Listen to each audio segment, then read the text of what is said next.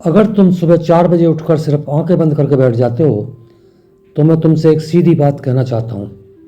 तुम अपनी आधी से ज़्यादा ऊर्जा बिना इस्तेमाल किए खो रहे हो।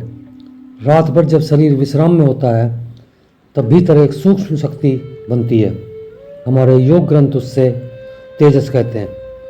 यह वही शक्ति है जो ब्रह्म मुहूर्त में सबसे अधिक सक्रिय होती है।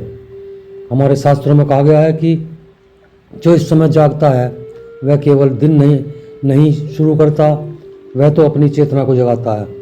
लेकिन केवल जाग जाना ही काफ़ी नहीं होता। उस ऊर्जा को दिशा देने के लिए एक विधि चाहिए, एक क्रम चाहिए। प्राचीन साधकों ने उस क्रम को नाम दिया था सप्त साधना। 7 ऐसी क्रियाएं जो मिलकर मन, शरीर और चेतना को एक लय में ले जाती हैं। और इन 7 में से एक क्रिया ऐसी है जिसके बिना बाकी सब अधूरी मानी जाती हैं। कुछ साल पहले मैं उत्तराखंड के एक शांत आश्रम में गया था। वहाँ एक वृद्ध संत मिले। उनके चेहरे पर ऐसी शांति थी जैसे मैंने पहले कभी नहीं देखी। मैंने उनसे पूछा, महाराज मैं रोज़ सुबह जल्दी उठता हूँ, ध्यान भी करता हूँ, फिर भी भीतर बेचैनी रहती है। वे मुस्कुराए और बोले, क्योंकि तुम केवल बैठते हो, साधना नहीं करते। मैंने पूछा, फिर सही साधना क्या है? उन्होंने कहा, पहले 21 दिन एक क्रम का पालन करो, फिर खुद समझ जाओगे। मैंने वही किया और 22वें दिन जो अनुभव हुआ उसने मेरी सोच बदल दी। लेकिन उससे पहले तुम्हें वे 7 क्रियाएं समझनी होंगी।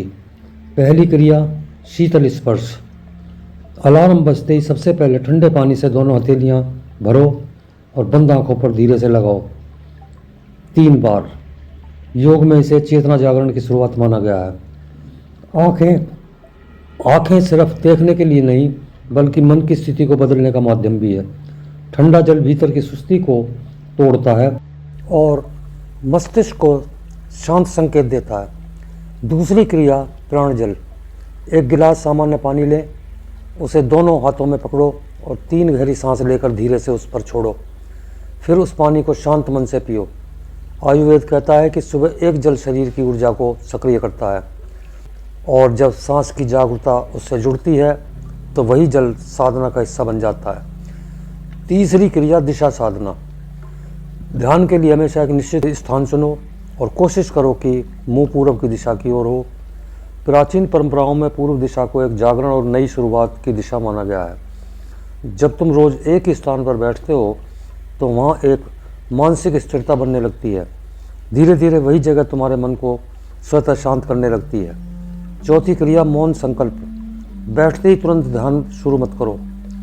पहले मन में एक वाक्य बोलो, अगले 15 मिनट में पूर्ण शांत रहूँगा। मैं अगले 15 मिनट में पूर्ण शांत रहूँगा।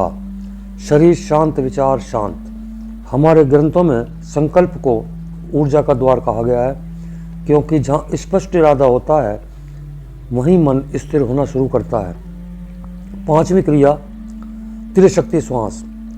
एक लंबी गहरी सांस लो, फिर गर्दन को हल्का झुकाओ, पेट को अंदर खींचो और शरीर के निचले हिस्से को हल्का कसो।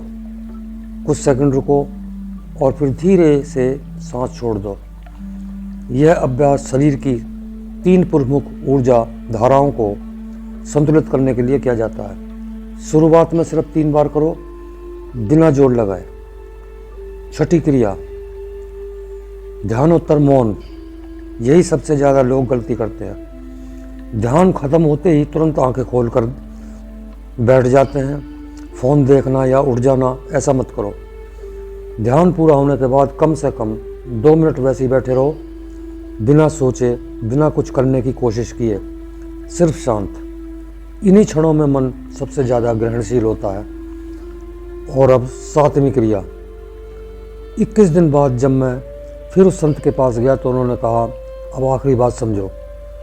उन्होंने कहा, दोनों हाथ हृदय के पास जोड़ो और मन में 3 बार बोलो, मैं आभारी हूँ, मैं आभारी हूँ, मैं आभारी हूँ।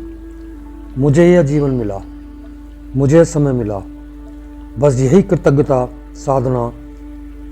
पुराने ग्रंथ कहते हैं, धन्यवाद की भावना मन को अभाव से निकाल कर पूर्णता में ले जाती है। जब तुम केवल मांगते हो तो मन कभी कमी में रहता है, लेकिन जब तुम धन्यवाद देते हो तो भीतर स्मृति की भावना जागती है।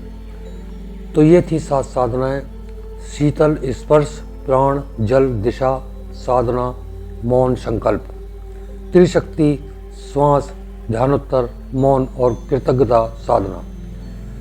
22वें दिन जब मैं ध्यान के बाद मौन में बैठा था, अचानक मेरे भीतर एक स्पष्टता आई जिसे मैं वर्षों से खोज रहा था।